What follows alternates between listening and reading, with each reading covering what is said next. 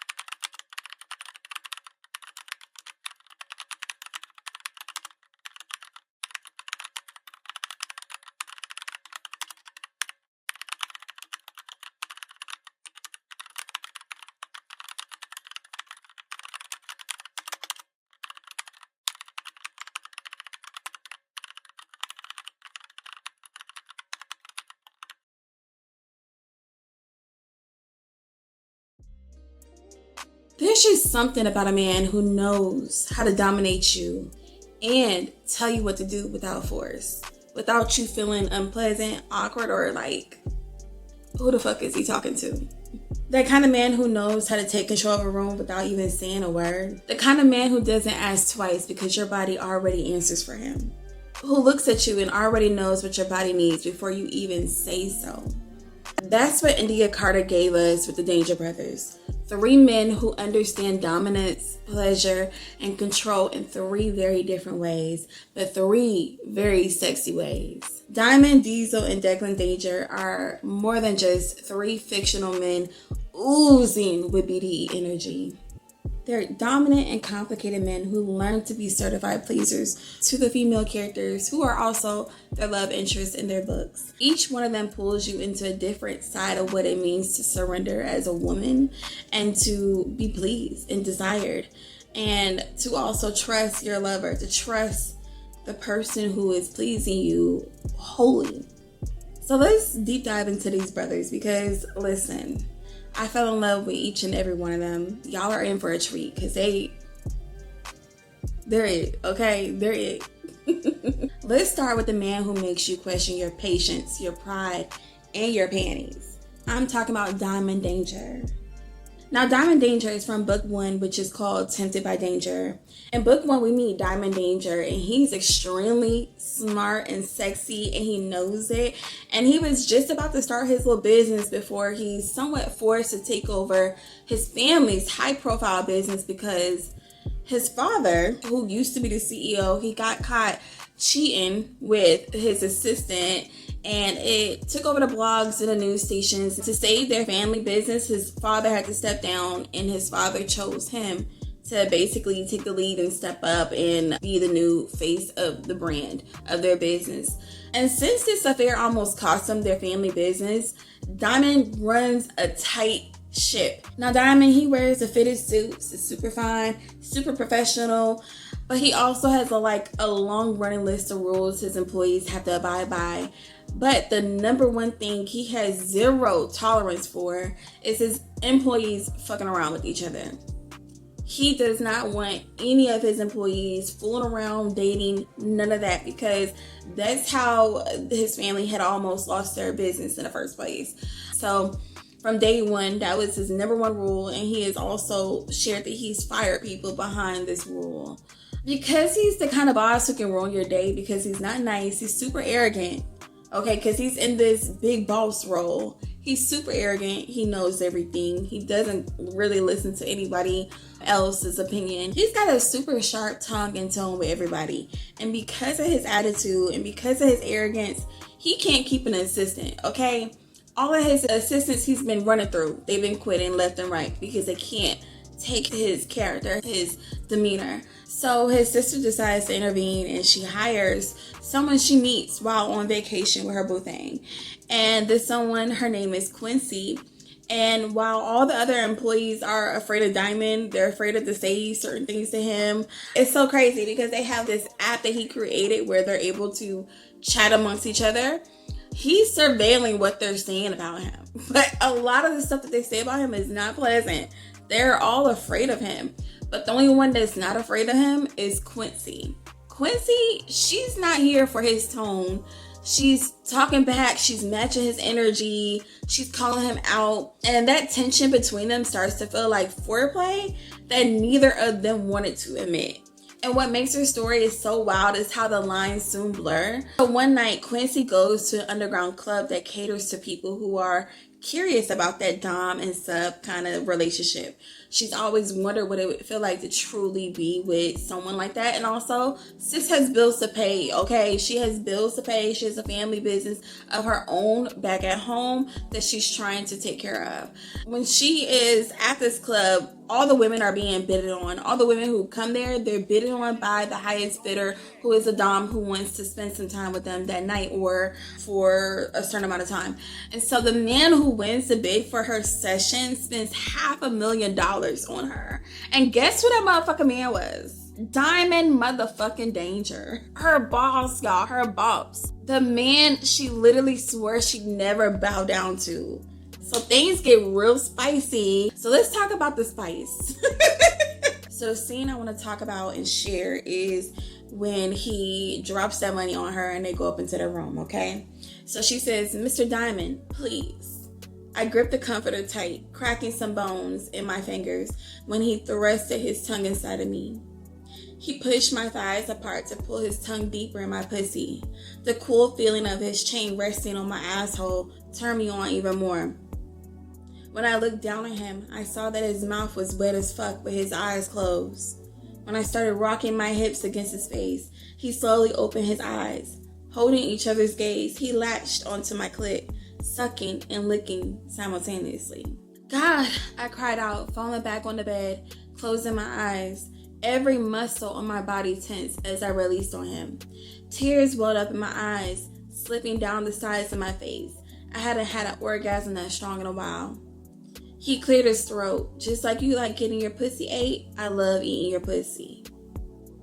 When I opened my eyes, he was standing, staring at me with the corner of a condom wrapper hanging from his mouth. He ripped it open, gazing at me as he slid it on. He kept his eyes on me as he pressed his knee on the side of my leg. I couldn't get over the thickness and length of his dick. He scooted me closer to the middle of the bed. "No coming back from this, princess. I think you knew that the moment you dropped over $500,000 on this pussy." Listen, I don't know about y'all, but I feel like if a man dropped over $500,000 to get some of this, baby, I would give it up to him. Like, I'm giving it to him. $500,000 is a lot of freaking money. It's a lot of freaking money. Who is getting paid $500,000 for a nigga to eat your pussy? Like, what dude is paying a girl $500,000 to taste a pussy? If a dude paid me $500,000 to get a taste of this cookie, get a taste of this good, baby, I'm giving it up too. I'm giving it up too. I will be just like Quincy. Whatever you want, daddy, like, I'll do it for you. That's what I love the most about Dymon Danger. He loves to eat the pussy and he loves to please his woman. And it's so crazy because he had put up this wall and all of these strict rules and guidelines of how he wanted to operate in his workspace as a professional. But literally, as soon as he got with Quincy, baby, all of that shit didn't even matter anymore. And it was a mental battle that he had to go through because he was like, man, I'm over here enforcing these rules on my employees, and here I am fucking my assistant, literally walking in the same shoes that my father was just in, and this can get extremely messy real quick. And I think with Quincy though, it was a lot different because Quincy's not a messy bitch like his father's assistant that he was fucking around with. But for it to not get messy, they actually had rules in place for each other. they had to kind of keep their relationship a little secret for a little while before it got too much for them, where they were both wanting more out of each other. They wanted more. They didn't want to just keep their relationship a secret. And then also, their dynamic was interesting too, because Quincy, she was helping him become a better man, and she was helping encourage him to speak his truth with his family and to not bite his tongue anymore, because he had a lot of pent up anger and frustration that stemmed from something that he had heard his mother say when he was a child. And so ever since he heard that, it's always been something that just lied dormant in the back of his mind, and it was eating at his self-esteem when he was around his family. And Quincy was able to help him heal and speak up and advocate for himself, and to tell his mama, because his mama was in the wrong. And I'm not gonna say too much about why the mama was in the wrong. You gotta read the story. But the spicy scenes between Quincy and Dymon are light work compared to the next book, okay? Diesel, who was the next brother in the series. Diesel, baby. So Diesel Danger grew up watching his father cheat on his mom and sneak around with the same side piece for years. And instead of being disgusted by his dad's behavior or weirded out, he studied his dad. His dad also had him watch him dominate a woman, and he was turned on with the idea of doing that too. And before y'all get to thinking, no, his dad was fully clothed when he did this. The girl was naked though. But anyway, Diesel watched how women were used for pleasure, and because of it, he decided he didn't want to be locked down with just one woman.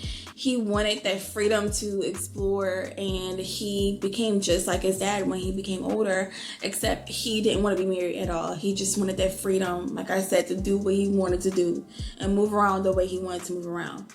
So when we meet him, he's not out here chasing love. He's out here offering contracts, literal expiration date contracts. Every woman he decides to go into a BDSM relationship with gets just a few months of his exclusive time, pleasure, and attention. But once that clock runs out, she gets to thank you for your service, parting gift, and he moves on to the next sub. And it's not like Diesel mistreats these women, because he actually treats them very well.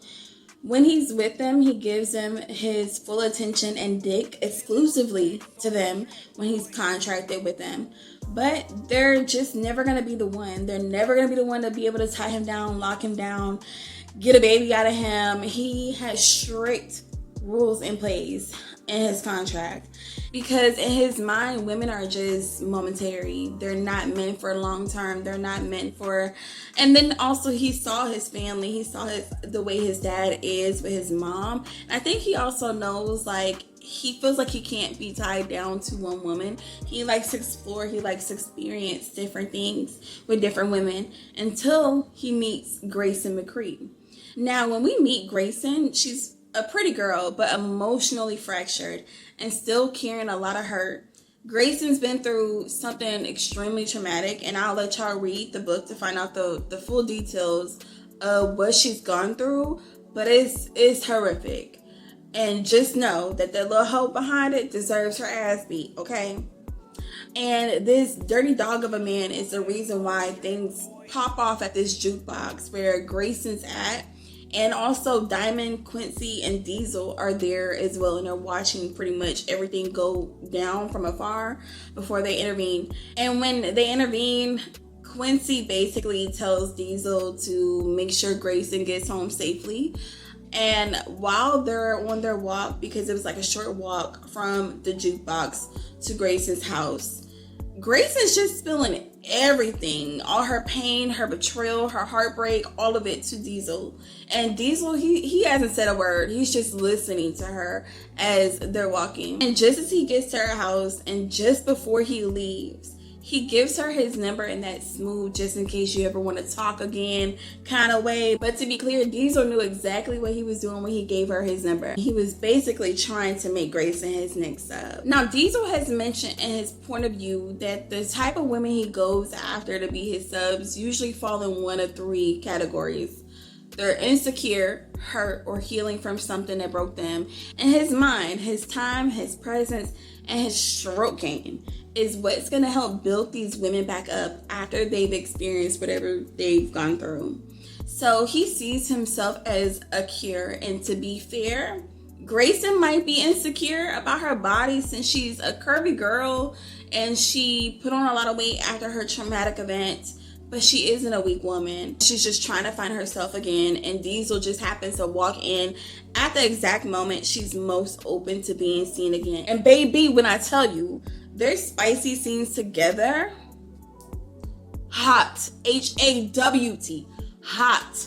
I mean, just that. So let's talk about it. So there's a scene when Grayson and Diesel are having dinner and they're discussing the terms of their arrangement. And Diesel says something that Grayson does not like. So sis throws a drink in his face, gets up, and thinks she's about to leave. But Diesel showed her who was in charge, okay? So y'all, this scene is when he basically like stops her from leaving. He does use a little bit of force, but it's hot. This is not that spicy of a scene, but this scene is just going to explain our dynamic and show who is in control, okay? Who is a dominant one here? Standing, he pulled me to him with so much force that I bumped into his hard chest. Before I could protest, he used my wrist as leverage, turning me around so that my back was pressed to his chest and my arm was folded behind me. To move even an inch. Sir, I choked out. Don't call my name, Miss Grayson. He started bunching my dress in his hand until I felt the cool air on my ass. My whole bottom half was out when he tucked the back of my dress into whatever armhole he had on me. If anyone walked in here, they would get a full view of my bald mound because I didn't have on any panties. You know what I do to bad girls like you? Shaking my head, I looked down at the floor. Spank them. The first swat took me by surprise, making me hiss out in pain. Sir, he swatted me again in the same spot. It burned, but my slit was starting to fill with my juices. You don't speak now. He swatted me again and I groaned. My pussy was soaked and sticking to my thick thighs. Sir, I'm sorry. Show me. How? The way I was feeling, I would suck his dick in the middle of this floor. Clean me.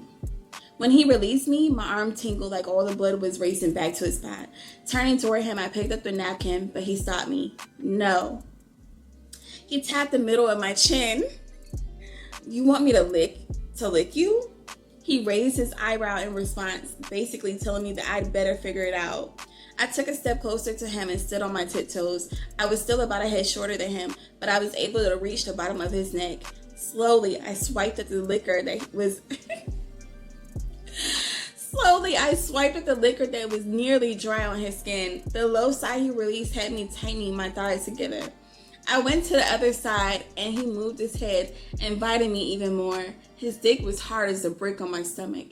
When his Adam's apple bobbed, he moved away from me, but I wasn't done. He tasted just as good as he smelled. Now take a seat. And if I have to correct you again, it won't be by my hand. I'm gonna go to the bathroom.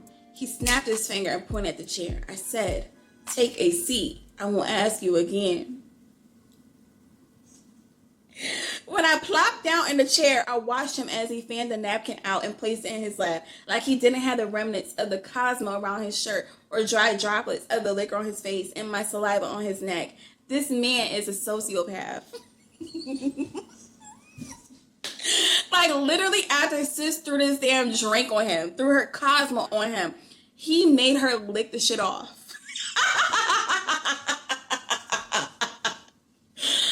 Like, this nigga really, he told her what to do and sis did it, okay? She wanted to fight, but she knew she was turned the hell on, okay?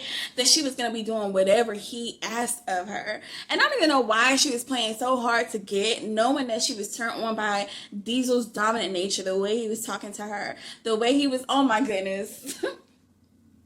I would have been just like Grayson. I know I can be a little stubborn too, and I like to play a little bit hard. I'm gonna make this hard for you just to see what you do. Like, I'm not that easy. I'm gonna make this a little hard. I'm gonna give you a hard time when you're really trying to get me to do something. It's kind of like when you're in the middle of having sex and you tell him stop or whatever, and you really don't mean stop. That's how I feel like this little dynamic is between them. Like, Grayson be saying shit that she really doesn't mean. Like, I feel like sis is here for the plot and the theatrics of it all, because she's just here to see what Diesel's gonna do with it. Like, what you gonna do to me if I say no? What you gonna do to me if I do this or that? You know, she's turned on, and I am too. Now, as much as I would love to read more spicy scenes from Captivated by Danger, I don't want to give too much away. The story is full of just spice, and the scenes are super hot, y'all. I'm telling y'all, like, this book turned me on a lot. And just know, if you have a significant other, make sure they're within close proximity. Or if you got your sex toy, make sure it's within close proximity and charged up, because y'all, it's real tea. It's so freaking good. It's so freaking good. But I don't want to get too much away. I want y'all to experience it. But I just want to share that scene to really express their dynamic and how Diesel basically be handling her in that story. Okay, he's handling Miss Ma'am and turning her every which way but loose. And sis is literally getting her head knocked in between the washer and the dryer. And her head and her mind is gone too. Like, she's falling in love and getting dickmatized. And he's also getting pussymatized, because, is that a word? I just made that word up. Pussymatized. Anyway, he's starting to fall in love with her too. And just like his brother Dymon, Diesel is slowly melting down his walls around Grayson. And he's doing things that he swore off that he would never do. And that's what good pussy would do.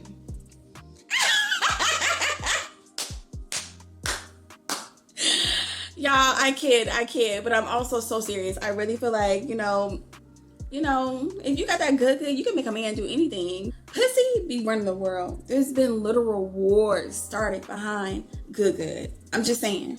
Good can possibly change a man's mind and the way and his behavior. And if you believe that, let me know in the comments. And I also know, I'm fully aware that some women do be thinking that their cookie's gonna make a man change, but that's not all the time. It just really depends on the situation, okay? But then again, this is fiction. Fantasy, if you will. Now, if you thought Diesel was it, you haven't met his twin brother, Declan Danger. Now, I fell in love with Declan Danger because of a couple of things that we will be talking about. So let's go ahead and get into him. Now, Declan Danger is like the quiet one in his family. He's the thinker. He's a family man who's been pretty much engaged to his fiancée, Winter, for almost 2 decades, I believe, in the book. And they have a son, they have a life together, but their routine lifestyle together has pretty much caused Winter, his fiance, to feel away. And Winter admits to him one day, after they have like a heated argument, that she's been seeing someone else and wants to open up their relationship. And Declan is rightfully angry and humiliated and desperate to understand why and how the woman he loves could crave something beyond him. So one night he goes to the bar just to kind of escape his thoughts, but he sees Winter there with another man, and he's at the bar seething, y'all. Like, he's pissed because now it's like, it's in his face. Like, I forgot to share this, that before he had his suspicions, because she was doing a lot of stuff, she was changing her hair, she was always on her phone and doing like secretive stuff, so he knew something was up before she admitted that she wanted to open up the relationship. So while he's at this bar, he's literally seeing her at a table with another dude, sees her get up with the dude and go into the bathroom and come back moments later disheveled. So he knows she done got her back blown out. And in my mind, when I'm reading this, I'm like, I don't even know how he kept his composure and how he didn't get up out of his seat and go approach them, because I know that if I saw my husband with another bitch out like that, it would have went totally different, and I probably would have been in somebody's jail, okay?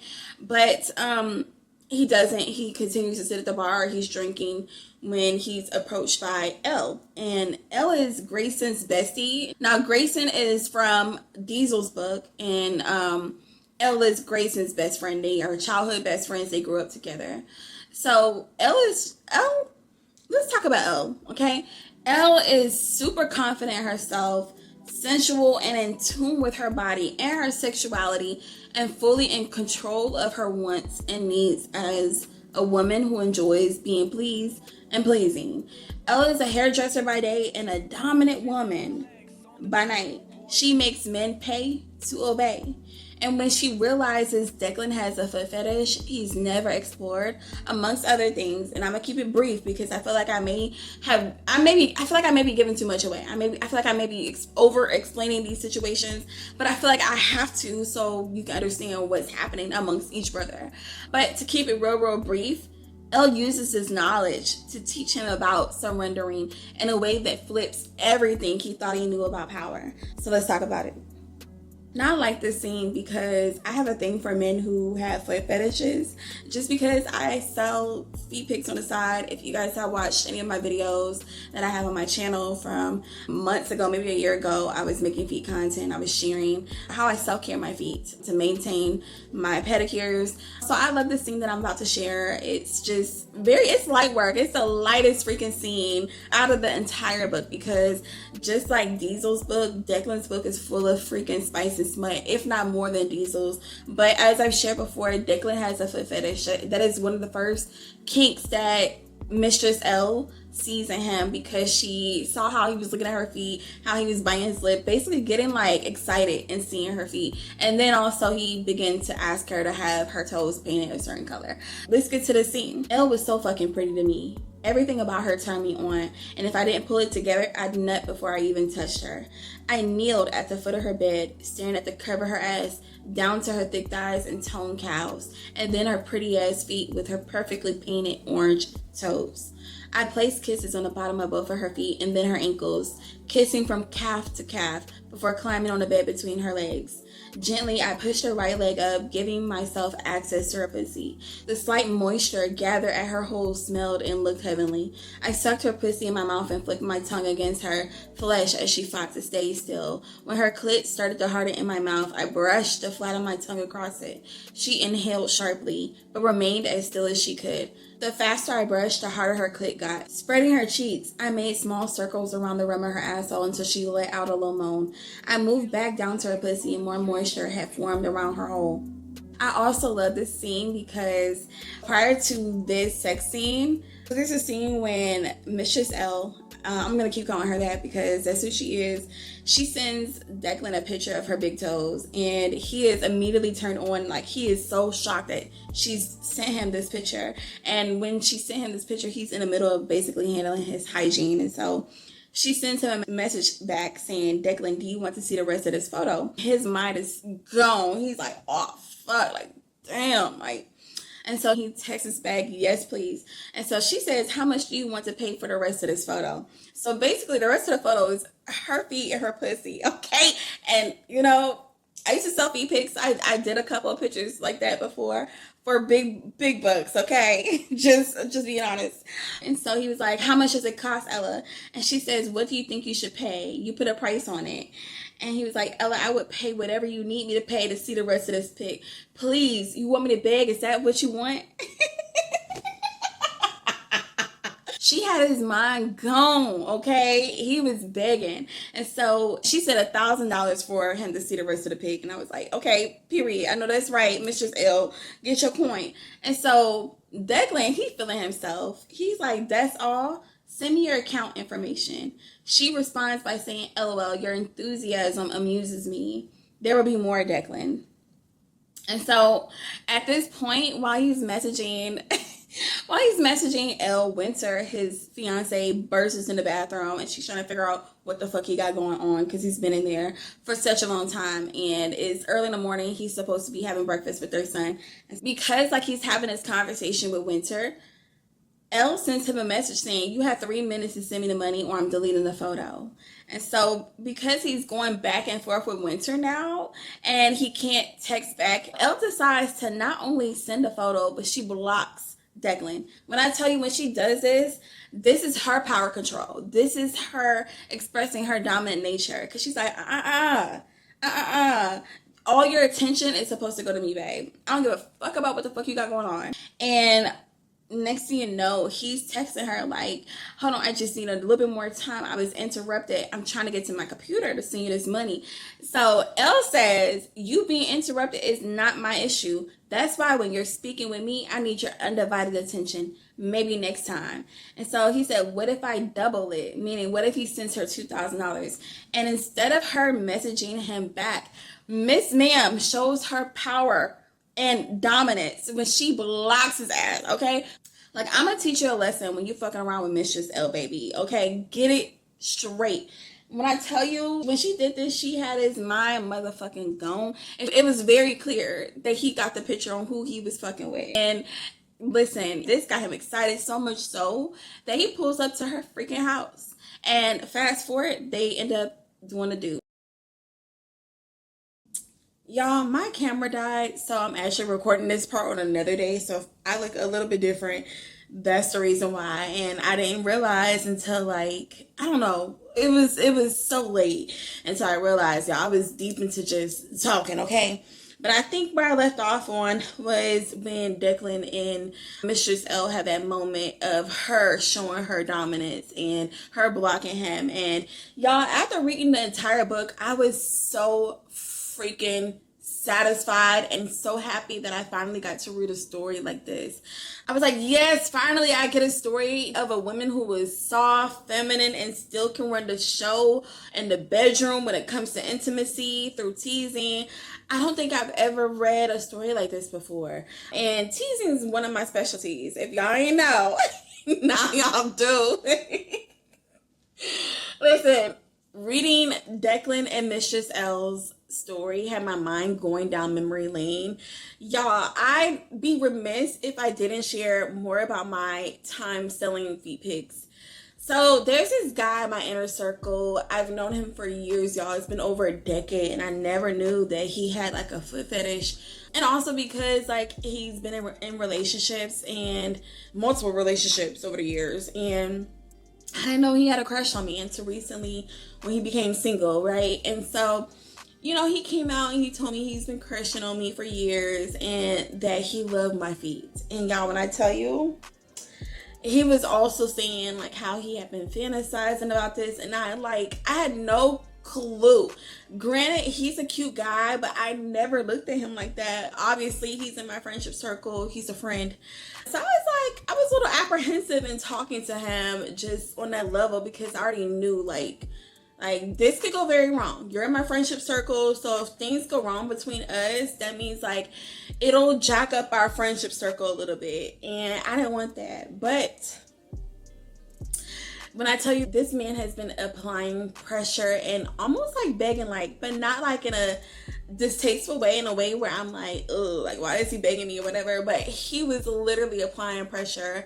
It was like in a sexy way where I found myself, I couldn't resist, y'all. I could not say no to this man. So boom, we end up having like what's called a session in that world, in the foot fetish world, because apparently he's been in the foot fetish world for years. He's done some work with women where he's made money, yada yada, whatever. And he was actually trying to get me on that tip. I was like on the tip of like women doing FJs and stuff like that. But I was like, I'm not doing all that. But if you want to worship my feet, then we could do that, you know? And so he was so ecstatic, y'all. Like this man was so freaking excited about doing it. And so we have our first session where I let him suck my toes, lick my soles, and just worship my feet. And when I tell y'all, I had this man sprawled out on the floor. Like he's laying out on the floor and my feet are all over his face. I'm sitting down, I'm on a chair, he's on the floor, and my feet are just slapping him on the face. He's sucking my toes, I'm dipping my big toe in his mouth. And it's not like it didn't feel good, because it did. It definitely felt good, y'all. And I was turned on. Surprisingly, I was like, wow, this is something here. Prior to him, I had never had my toes sucked for real. Now, we're good friends by now. I feel like I can share a little bit more about myself without being judged, right? After all, y'all are here on my channel. But I will say, you know, I'm gonna just keep it PG-13. I'm not gonna do too much because I feel like I'm already doing a lot. But I will say, y'all, like, I have had my big toe sucked while in missionary, but I've never had my toes sucked and worshipped to this extent of him, like, literally. And I tell you, it was like him making out with my feet, and it turned me on. I was so surprised at how, like, hot I was getting from him just worshiping my feet and seeing him do it. And then also he had different kinks. Like he wanted me to slap him on the face. He wanted me to, do these kind of things that were quote unquote humiliation kink. And we saw that in Elle's story with one of her clients. He liked to be roughed up. He liked to be slapped around. And that is a kink for some men, but it's so crazy because in the bedroom, he liked to be dominated. In Mistress Elle's story, her client liked to be dominated. He liked to be roughed around, slapped around. He wanted her to talk shit to him and basically humiliate him. And outside the bedroom, this man was a star freaking lawyer, I believe, if my memory serves me correctly. Like, he was rich. He was a lawyer. Like, he was a beast in the courtroom, and you would never know this man was getting his ass beat by a woman in the bedroom because that shit turned him on. So reading that story and also comparing it to mine, y'all, I never thought much about it at first, but over time I realized how much control and dominance I had in me in that space. Not because I was forcing it, but because I had a willing participant who was willing to submit to me and wanted me to do these things to him. It clicked for me that control and submission doesn't always look the way we think it should look. And I think a lot of people are always getting dominance misconstrued. Yes, it can be masculine, but just because you're a dominant woman, maybe in that space or in the bedroom, does not make you masculine. If anything, it just means you lead differently, and that's okay. But it doesn't take away from your femininity as a woman.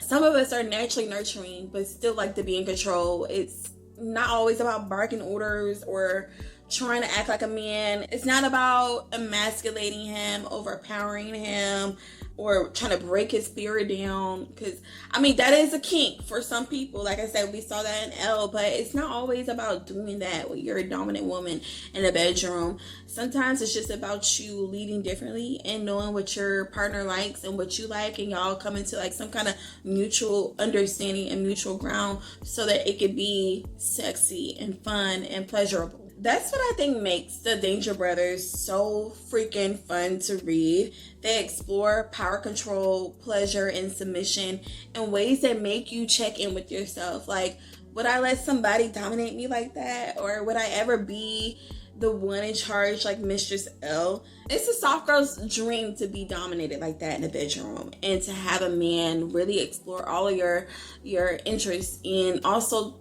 discover new ones. On the flip side of the coin, being the dominant one like Mistress Elle, where you could really tap into something that could possibly be pleasurable and magical more than you could have ever imagined. So whether you're a soft girl who likes to be told what to do, or you're the one who wants to give the directions on how to touch you and tease you and please you, the Danger Brothers has a story for you. Y'all, this series was so freaking good, and I enjoyed it so much. I'm really mad too I couldn't get it on paperback. This is one of the reasons why I postponed this video, because I actually finished reading the books back in July. So if you see my eye going to the side, it's me trying to read my script and remember stuff, because I read it back in July and literally tomorrow is the start of November. So it's been a couple of months since I read the story, and I read so many books since then, so I can't really remember all other details that I wanted to remember. Like I said, I finished the series back in July, and I read all the books in audiobook, and I feel like a couple weeks after I finished the book, she had the paperbacks, and when I tell y'all, the paperbacks were gone so freaking quick. Y'all know who, like, y'all who are watching and y'all love Endiya Carter and y'all got them paperbacks. Just kidding. No, but seriously, like, I was so mad. Like, when I tell you, I got kicked off the website. I couldn't even get a book. I couldn't even get one paperback. It was just so many women on that site trying to get the Danger Brothers series. That tells you how freaking good the series is. I heavily and highly enjoyed it, and I hope those of you who watch this video, even with all the spoilers inside, enjoy it too, that you guys go and actually read the series, because it's just so good. I've shared that Losing Control was one of my favorite books that I read this year, but the Danger series is top in my top 3 of best books I read this year, and I'm happy I stumbled across it. I'm happy that Endiya had wrote something like this and explored different kinks, and I'm waiting on sis to come back out with more paperbacks because I need it on my shelf. I need those books, all 3 of them, all three of them on my bookshelf. But yeah, thank y'all so much for hanging out with me today and learning more about me and the Danger Brothers. If y'all have read the series, drop your favorite brother in the comments. Subscribe to my channel if you haven't already. And y'all keep flipping those pages, tapping into your sensuality, your pleasure, hydrating yourself. And I will see y'all next time.